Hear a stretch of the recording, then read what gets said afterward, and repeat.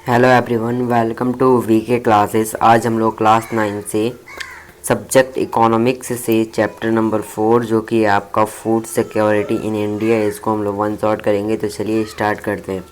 यानी कि इसमें हम सब फूड सिक्योरिटी इन इंडिया का सारा कॉन्सेप्ट कवर करेंगे। तो स्टार्ट करते हैं पहले टॉपिक से, जो कि है मीनिंग ऑफ फूड सिक्योरिटी। यानी कि फूड सिक्योरिटी का मतलब क्या होता है। तो यहाँ पे देखिए, food security means availability, accessibility and affordability of food to all at all times. Food security का मतलब होता है अवेलेबिलिटी, यानी कि फूड जो है अवेलेबल होना चाहिए।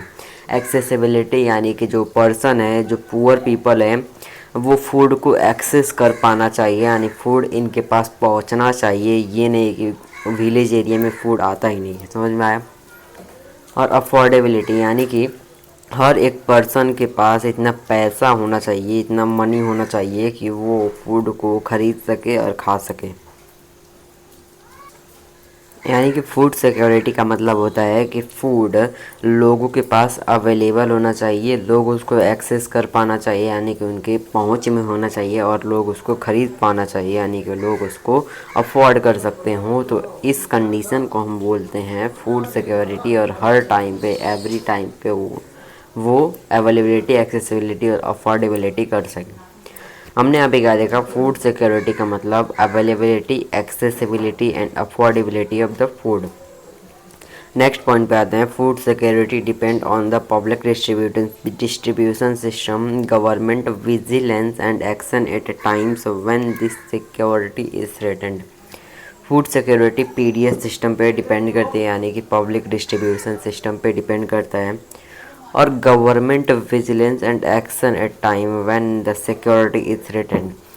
यहाँ पे पीडीएस का मतलब क्या होता है। पीडीएस का मतलब होता है पब्लिक डिस्ट्रीब्यूशन सिस्टम, जो कि विलेज एरिया में पाया जाता है, और अभी तो शहर में भी पाया जा रहा है। इस पीडीएस से क्या होता है, पुअर पीपल को, गरीब लोगों को क्या मिलता है, फूड मिलता है, वो भी जो मार्केट में प्राइस है उससे बहुत ही कम दाम पे मिलता है। तो अभी तक हमने क्या देखा, फूड सिक्योरिटी का मतलब होता है अवेलेबिलिटी, एक्सेसिबिलिटी और affordability of food her time पे। और फूड सिक्योरिटी डिपेंड करता है पीडीएस सिस्टम पे। समझ में आया। अब नेक्स्ट आते हैं। अब देखते हैं अवेलेबिलिटी का मतलब क्या होता है। अवेलेबिलिटी का मतलब होता है food production with in the country, food imports and stock stored in the government granaries. यानी कि फूड प्रोड्यूस हो रहा है कंट्री में, फूड को इंपोर्ट किया जा रहा है बाहर देशों से, और जो गवर्नमेंट के ग्रेनरी में फूड पड़ा हुआ है, यानी कि स्टोर है, उन सब फूड को जो हमारे देश में मौजूद है, उस अवेलेबिलिटी, उस सिचुएशन को हम बोलते हैं अवेलेबिलिटी। तो यहाँ पे हमने अवेलेबिलिटी का मतलब देखा कि जब फूड प्रोड्यूस हो रहा है कंट्री में, या फिर जिस फूड को हम बाहर से इंपोर्ट कर रहे हैं, या फिर जो फूड हमारे गवर्नमेंट के ग्रेनरीज में स्टोर है, अगर इतना चीज़ हमारे कंट्री में हो रहा है, तो इस कंडीशन को हम बोलते हैं कि फूड हमारे कंट्री में अवेलेबल है, यानी कि अवेलेबिलिटी कंडीशन है। एक्सेसिबिलिटी का मतलब होता है food is with in reach of every person, यानी हर एक पर्सन उसको रीच कर सकता है, उसको ख़रीद सकता है। अफोर्डेबिलिटी का मतलब होता है कि उस आदमी के पास इतना पैसा रहना चाहिए कि वो सेफली और न्यूट्रिशियस फूड को ख़रीद सकें। नेक्स्ट टॉपिक आता है आपका नेसेसिटी ऑफ फूड सिक्योरिटी। तो अभी तक हमने मीनिंग देखा। मीनिंग सिंपल से यही फर्स्ट वाला पॉइंट है। अब आते हैं क्या ज़रूरी है फूड सिक्योरिटी, क्यों ज़रूरी है food security. Necessity of food security में फर्स्ट पॉइंट को देखते हैं। The poorest section of the society remain food and secure at all time. जो पुअरेस्ट सेक्शन है हमारे सोसाइटी का, वो कैसे रहते हैं, वो फूड इनसिक्योर रहते हैं, यानी कि उनको फिक्स नहीं रहता है कि उनको कब खाने को मिलेगा, कब खाने को नहीं मिलेगा। इसी कंडीशन को हम बोलते हैं फूड इनसिक्योर। तो ये फर्स्ट पॉइंट में बताया जा रहा है कि जो भी पुअरेस्ट सेक्शन होते हैं हमारे सोसाइटी के, उनके पास फूड इनसिक्योरिटी होती है हर टाइम पे। People above the poverty line might also feel food insecure in times of natural calamity like earthquake, drought, flood, tsunami.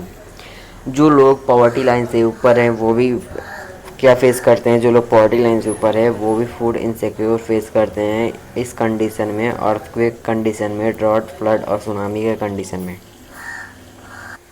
यानी कि नेसेसिटी ऑफ फूड क्यों ज़रूरी है, फूड सिक्योरिटी क्यों ज़रूरी है। पहला रीज़न है जो पुअरेस्ट सेक्शन है सोसाइटी का, वो फूड इनसिक्योर हैं। और सेकंड रीज़न है जो लोग पॉवर्टी लाइन से ऊपर हैं वो भी कभी कभी फूड इनसिक्योर फील करते हैं नेचुरल कैलामिटी के कारण, जैसे कि अर्थक्वेक हो गया, ड्रॉट हो गया, फ्लड हो गया,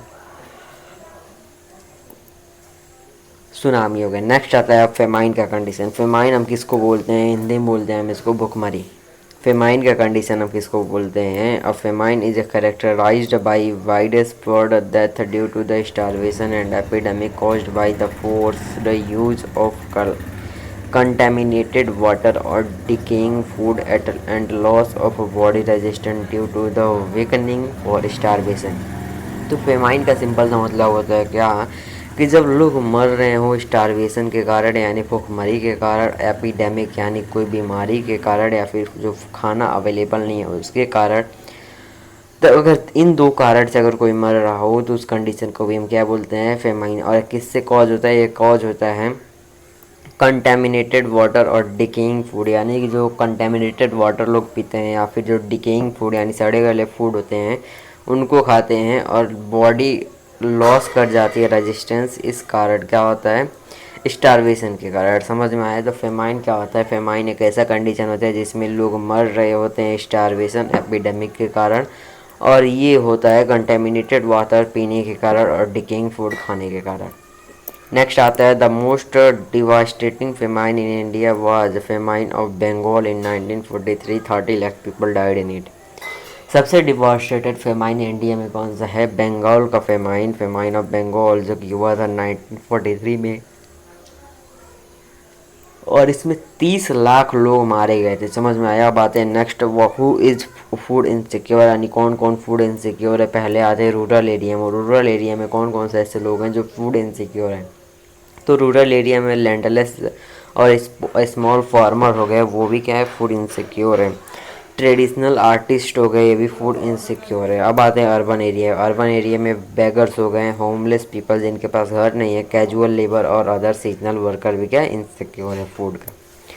many pregnant and nursing mothers and children using the age of 5 year are food insecure people. Nursing mother जो भी प्रेग्नेंट होती है, नर्सिंग मदर और जो चिल्ड्रन 5 साल से कम होता है एज उसका, वो क्या है, फूड इनसिक्योर। कौन कौन है, पहला जो है प्रेग्नेंट नर्स, और दूसरा क्या है आपका, और दूसरा है आपका 5 साल से कम का बच्चा, चिल्ड्रन। नेक्स्ट आता है SC ST and OBC community का फूड इनसिक्योर। लास्ट पॉइंट आता है economically backward states with high level of poverty, tribals and remote area region area. जो लोग इकोनॉमिकली बैकवर्ड हैं, जो भी स्टेट इकोनॉमिकली बैकवर्ड है या फिर हाई लेवल ऑफ पॉवर्टी जहाँ पे है, ट्राइबल, जैसे कि ट्राइबल और रिमोट एरिया। रिमोट एरिया का मतलब होता है दूर दराज का एरिया। इन रीजन में लोग क्या है, इकोनॉमिकली बैकवर्ड और फूड इनसिक्योर है। तो फूड इनसिक्योर पहला हो गया क्या, और रूरल एरिया में लैंडलेस और स्मॉल फार्मर और ट्रेडिशनल आर्टिस्ट। अर्बन एरिया में हो गया बेगर, होमलेस पीपल, कैजुअल लेबर और other seasonal workers. Pregnant nurse हो गए, और जो चिल्ड्रेन 5 साल से कम है वो क्या है, food insecure. SC ST OBC भी फूड इनसिक्योर है। इकोनॉमिकली बैकवर्ड क्लासेस भी क्या है, फूड इनसिक्योर। अब नेक्स्ट टॉपिक आता है आपके बुक में जो कि है हंगर। हंगर का मतलब होता है भूख। To create food security current hunger should be removed and the risk of future hunger should be reduced. Food security को आ जाने के बाद जो अभी का हंगर है वो हट चुका है, और जो फ्यूचर रिस्क है वो भी क्या हो गया, कम हो गया है। Malnutrition is the condition that result from eating diet which certain nutrients are lacking or in the wrong proportion। Mail nutrition एक ऐसा कंडीशन है जिसके कारण क्या होता है, हंगर होता है। उसमें सर्टेन न्यूट्रिएंट्स होते हैं, कुछ ऐसे न्यूट्रिएंट्स होते हैं जिसमें क्या होता है, वो न्यूट्रिएंट्स क्या करते हैं, रॉन्ग प्रोपोर्शन में होते हैं, यानी प्रोपोर्शन उनका सही नहीं होता है। और मेल न्यूट्रिशन मेन कारण है क्या, हंगर का। अब आते हैं दो टाइप के हंगर होते हैं। पहला है क्रोनिक हंगर, दूसरा है सीजनल हंगर। क्रोनिक हंगर क्या होता है, एक ऐसा क्रोनिक हंगर एक ऐसा टाइप ऑफ हंगर होता है, एक ऐसा कॉन्सिक्वेंस होता है जिसमें diet regularly deficient in quantity and quality cause due to lack of income to buy food.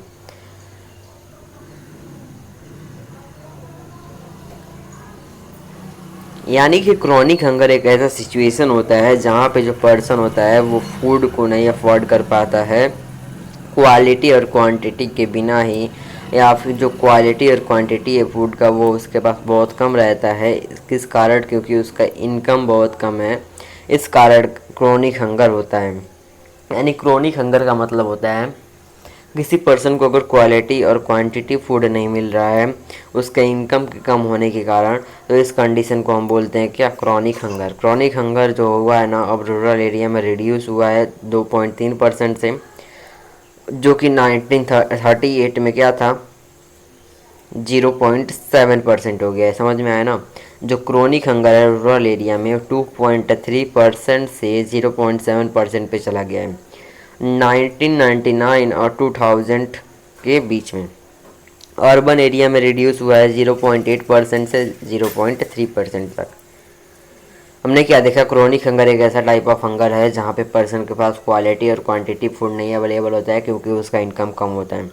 Chronic hunger जो हुआ है रूरल एरिया में रिड्यूस हुआ है 2.3% से लेकर 0.7% तक, और अर्बन एरिया में 0.8% से 0.3% तक। नेक्स्ट आता है seasonal hunger. Seasonal hunger related है सीजनल साइकिल से, जब फूड ग्रो होता है और हार्वेस्ट होता है। यानी किसी सीजन में अगर फूड ग्रोइंग सीजन और हार्वेस्टिंग सीजन में क्या होता है, लोगों को अनाज मिलता है और बाकी के सीजन में नहीं मिलता है। जो लैंडलेस होते हैं ना एग्रीकल्चरल लेबर, वो इससे बहुत ज़्यादा इफेक्ट होते हैं, और अर्बन एरिया में जो कैजुअल कंस्ट्रक्शन वर्कर होते हैं वो भी इससे सफ़र करते हैं, क्योंकि कंस्ट्रक्शन वर्क एक दिन है एक दिन नहीं है, इसी कारण। नेक्स्ट आता है measure of self sufficiency in food grain. Measure of self sufficiency in food grain, कैसे इंडिया सेल्फ सफिशियंट बन पाया फूड ग्रेन के मामले में। जब पहला क्या है, ग्रेन रिवॉल्यूशन जो कि 1960s के टाइम पे हुआ और अर्ली 70s के टाइम पे वो समझ में आए, जो कि हेल्प किया हमको अचीव करने के लिए ये रोल सेल्फ सफिशियंसी का। सेकंड आया हम जब HYV seed high yielding variety of सीज व्हीट और राइस का यूज़ करने लगे और मैनी स्टेट में जब इंट्रोड्यूस हो गए, इस कारण हम सेल्फ सफिशियंट बन पाए। नेक्स्ट है आपको उत्तर प्रदेश और मध्य प्रदेश में जो है ना व्हीट का जो प्रोडक्शन है बहुत ज़्यादा बढ़ गया, ये आपका थर्ड रीज़न है। वेस्ट बंगाल और यूपी में क्या हुआ था, राइस का भी प्रोडक्शन बहुत ही क्या हो गया, सिग्निफिकेंट हो गया। इंडिया क्या बन गया, सेल्फ सफिशिएंट बन गया फूड ग्रेन के मामले में 30 सालों में, पिछले 30 सालों में, क्योंकि वैरायटी ऑफ क्रॉप जो है ना वो हमारे कंट्री में ग्रो किए जा रहे हैं। तो क्या क्या क्या मेजर है सेल्फ सफिशिएंटी का? पहला है green revolution, second HYV seed, और यूपी एमपी में क्या हुआ था, व्हीट का प्रोडक्शन बढ़ा। वेस्ट बंगाल यूपी में क्या हुआ, राइस का प्रोडक्शन बढ़ा, और इस कारण क्या हुआ, हमारा इंडिया सेल्फ सफिशिएंट बन पाया। नेक्स्ट टॉपिक आता है आपका बफर स्टॉक। बफर स्टॉक क्या होता है, एक ऐसा स्टॉक ऑफ फूड ग्रेन होता है व्हीट और राइस का जो कि गवर्नमेंट प्रोड्यूस करती है। गवर्नमेंट क्या करता है, व्हीट और राइस पर परचेज करता है फार्मर से, और food corporation of the India यानी कि FCI में क्या करता है, वो सरप्लस प्रोडक्शन को स्टोर करता है। और जो परचेज्ड फूड ग्रेन होता है वो ग्रेनरीज में स्टोर होता है, और उन्हीं ग्रेनरीज को हम क्या बोलते हैं, बफर स्टॉक। और ये स्टॉक मेंटेन होता है फूड ग्रेन डिस्ट्रीब्यूशन से, जिसको हम बोलते हैं PDS, यानी कि इसमें जो स्टोर हुआ रहता है उसको PDS के माध्यम से गरीब लोगों के पास पहुंचाया जाता है बहुत ही कम दाम में। प्रोडक्शन क्या होता है, कम होता है। यानी कि the stock maintain to distribute food grain through the PDS, जो स्टॉक इसमें भरा हुआ है उसको हम PDS से डिस्ट्रीब्यूट करते हैं। समझ में आया? अब नेक्स्ट आता है आपका FCI, यानी कि फूड कॉरपोरेशन ऑफ इंडिया क्या होता है। ये जो FCI है वो फूड कॉरपोरेशन एक्ट 1964 के द्वारा इस्टेब्लिश किया गया था, सेटअप किया गया था। किस लिए सेटअप किया गया था, ताकि ये ऑपरेशन को सपोर्ट करे, जो कि फार्मर को सेफ गार्ड करे, यानी जो फार्मर को बचाने के लिए, ऑपरेशन को सपोर्ट करने के लिए इसको हम सेटअप किए थे, ताकि फूड ग्रेन जो है ना उसका डिस्ट्रीब्यूशन हो पाए पूरे कंट्री में। यानी कि FCI जो है फूड कॉरपोरेशन एक्ट के द्वारा 1964 में इस्टेब्लिश हुआ था। इसलिए इस्टेब्लिश हुआ था ताकि फार्मर को सेफ किया जाए और फूड को डिस्ट्रीब्यूट किया जाए पूरे हमारे कंट्री में। जो फार्मर है ना वो MSP के द्वारा पहले ही पेड कर देता है। क्या होता है, गवर्नमेंट जो है ना वो फार्मर से MSP, यानी जो क्रॉप जब सोइंग सीजन होता है, सोइंग सीजन में ही गवर्नमेंट एक ऐसा प्राइस लॉन्च कर देता है जो कि फार्मर को कहता है कि आप क्रॉप प्रोड्यूस करो, मैं इसी प्राइस में क्या करूँगा, इस क्रॉप को खरीदूंगा, इस ग्रेन को खरीदूंगा। गवर्नमेंट ये बोलता है, उसी प्राइस को हम बोलते हैं मिनिमम सपोर्ट प्राइस यानी MSP। इसी के लालच के कारण फार्मर क्या करता है, क्रॉप प्रोड्यूस करता है और एमएसपी पे क्या करता है, उसको बेच देता है गवर्नमेंट को। और जो एमएसपी है वो अनाउंस होता है सोइंग सीजन में, स्टार्टिंग में सोइंग सीजन के, और फार्मर इससे इनिशिएट हो जाता है क्रॉप को ज़्यादा ग्रो करने में। नेक्स्ट आता है टॉपिक आपका पीडीएस यानी कि पब्लिक डिस्ट्रीब्यूशन सिस्टम। जो फूड एफसीआई के द्वारा प्रोड्यूस हुआ है उसको डिस्ट्रीब्यूट करने में, पुअर सेक्शन ऑफ सोसाइटी को डिस्ट्रीब्यूट करने में हेल्प करता है हमारा पीडीएस। जो पीडीएस यानी पब्लिक डिस्ट्रीब्यूशन सिस्टम है वो गवर्नमेंट से रेगुलेटेड होता है और राशन शॉप्स के द्वारा लोगों को पहुंचाया जाता है। जो राशन शॉप्स है उसको हम फेयर प्राइस शॉप के नाम से भी जानते हैं, और इनके पास फूड ग्रेन का स्टॉक पड़ा होता है, जैसे कि शुगर हो गया, केरोसिन ऑयल हो गया कुकिंग के लिए। ये जो आइटम्स यहाँ पे प्रेजेंट होते हैं ना, इनको बहुत ही कम दाम में क्या किया जाता है, बेचा जाता है। जैसे कि 35 kg of the grain, 5 litre of the kerosene, 5 kg of the sugar etcetera every month from the nearby ration shop can buy. पास के राशन शॉप से खरीदे जाते हैं। The ration card are the 3 kind colored coded for easy recognition। Antyodaya card for the poorest and the poor, BPL cards. यहाँ पे simple से आपको बताया जा रहा है राशन कार्ड्स के बारे में, वो आप जानते होंगे, कलर के फॉर्म में पाया जाता है, जो कि अंत्योदय कार्ड के नाम जाना जाता है। और एक होता है इसमें बीपीएल कार्ड, एक होता है एपीएल कार्ड। बीपीएल का मतलब होता है बिलो पॉवर्टी लाइन का कार्ड, और एपीएल का मतलब होता है अबव पॉवर्टी लाइन का कार्ड। समझ में आ गया। अब आते हैं राशनिंग के बारे में। राशनिंग क्या होता है? राशनिंग एक टर्म होता है जो कि गवर्नमेंट कंट्रोल करता है रिसोर्सेज के डिस्ट्रीब्यूशन में और स्कियर गुड्स और सर्विसेज के डिस्ट्रीब्यूशन में। समझ में आया। राशनिंग एक ऐसा टर्म है जो कि गवर्नमेंट कंट्रोल करता है रिसोर्स को डिस्ट्रीब्यूशन में और स्कियर गुड्स और सर्विसेज के डिस्ट्रीब्यूशन में।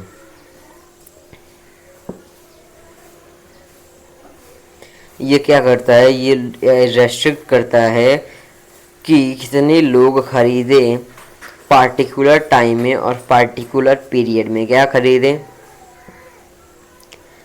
देखिए पहले राशनिंग क्या, हम एकदम स्टार्टिंग से बताते हैं आपको क्या है। राशनिंग एक ऐसा टर्म है जो कि गवर्नमेंट कंट्रोल करता है रिसोर्सेज को और स्केयर गुड्स और सर्विसेज को डिस्ट्रीब्यूट करने में। It restricts how much people are allowed to buy and consume the particular at a particular time with a particular period. ये अलाउ करता है लोगों को कितना लोग खरीदे हैं और कितना लोग कंज्यूम कर लिए है किस टाइम पे, पार्टिकुलर टाइम पे और पार्टिकुलर पीरियड में। जो इंडिया में राशनिंग है वो 1940s में इंट्रोड्यूस हुआ था, बैकड्रॉप जो बंगाल में फेमाइन हुआ था उसके बैकड्रॉप में। अब नेक्स्ट टॉपिक आता है आपका करंट स्टेटस ऑफ पीडीएस, यानी कि करंट में पीडीएस का क्या स्टेटस है।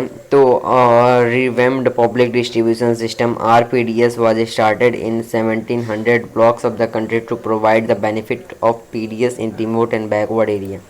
आरपीडीएस स्टार्ट हुआ है 1700 ब्लॉक्स में कंट्री के PDS remote and backward area को प्रोवाइड करने के लिए आरपीडीएस स्टार्ट किया गया। नेक्स्ट आता है 1997 में टीपीडीएस यानी टारगेटेड पब्लिक डिस्ट्रीब्यूशन को इंट्रोड्यूस किया गया ताकि पुअर इन ऑल एरिया, सारे एरिया में पुअर्स को क्या मिल पाए, बहुत ही कम प्राइस में नॉन पुअर पीपल को भी दिया जाए, फूड ग्रेन्स बहुत ही कम प्राइस में दिया जाए।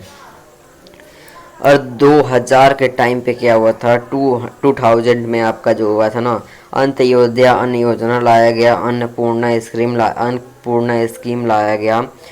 2 स्कीम आपका लॉन्च हुआ, एएवाई और एपीएस। अंत्योदय योजना में क्या हुआ था, जो दिसंबर 2000 में लाया गया था। इसमें जो 25 केजी फूड ग्रेन है वो हर फैमिली को मिलेगा, और जो 2 रुपये पर केजी वीट मिलेगा और 3 रुपये पर केजी राइस मिलेगा। और जो अन्नपूर्णा स्कीम है इसमें क्या हुआ था, इंडिजेंट सीनियर सिटीजन्स के लिए लाया गया था। ये 10 केजी फूड ग्रेन प्रोवाइड करेगा free of cost per month senior citizen को, जो कि एनी पर्सन टू और द सोर्स ऑफ इनकम, किसी भी सोर्स ऑफ इनकम से कोई भी पर्सन उसको ले सकता है। अचीवमेंट ऑफ पीडीएस की बात करें तो हेल्प किया है गवर्नमेंट को कि फूड ग्रेन प्राइजेस को क्या करे, स्टेबलाइज करे और कंज्यूमर्स को अफोर्डेबल रेट में प्रोवाइड करे फूड ग्रेन्स। ये हेल्प किया है कि अवॉइड करे हंगर और फेमाइन के सिचुएशन को, और ये भी हेल्प किया है कि जो फूड ग्रेन प्रोड्यूस हो रहा है हमारे कंट्री में वो डिसाइड के लोगों में यानी जो दूर दराज के लोग हैं उनके पास भी पहुंचाया जा सके। अब आते हैं क्रिटिसिज्म ऑफ पीडीएस के। अगर क्रिटिसिज्म है पीडीएस में, जो बफर स्टॉक है वो buffer stock much higher than their rules in the FCI godowns, grains are getting damage और eaten by the rats at the still hunger and prevalent. जो buffer stock है वो rules में है क्या, हायर देन द रूल्स। जो FCI का godown है जिसमें ग्रीन रखा जाता है वो रेड्स के द्वारा डैमेज हो रहा है, जिसके कारण हंगर और प्रिवेलेंट का सिचुएशन आ रहा है। The buying of food grain is concentrated in a few prosperous state like Punjab. जो फूड ग्रेन्स को खरीदने का जो कंसंट्रेशन है वो कुछ प्रॉस्पेरस स्टेट में भी है, जैसे कि पंजाब, हरियाणा, वेस्टर्न यूपी, आंध्र प्रदेश और वेस्ट बंगाल में बहुत कम है। जो एमएसपी है वो फार्मर को वीट राइस को कल्टीवेट करने में क्या कर रहा है, इनिशिएट कर रहा है, यानी कि उनको अप्रिसिएट कर रहा है। और जो वाटर टेबल का जो डिप्लीशन हो रहा है, to grow more water to grow more, यानी कि ऐसे कर है गवर्नमेंट की फार्मर्स आप क्या करो, कम पानी में ज़्यादा क्रॉप ग्रो करो। समझ में आया। नेक्स्ट टॉपिक आता है आपका क्या, सब्सिडी। सब्सिडी क्या होता है, गवर्नमेंट पेड करता है कि इसको प्रोड्यूसर को, यानी जो प्रोड्यूस कर रहा है, एक मार्केट प्राइस कम्योडिटी को, समझ में, मार्केट प्राइस के हिसाब से कम्योडिटी को प्रोवाइड किया जाता है। सब्सिडी हेल्प करता है कंज्यूमर प्राइस को कीप करने में और हायर इनकम डोमेस्टिक प्रोड्यूस के लिए। अब लास्ट टॉपिक आपका क्या है, role of cooperative in food security. ये ज़्यादा इम्पोर्टेंट नहीं है तो इसको आप रीड कर सकते हैं सिर्फ।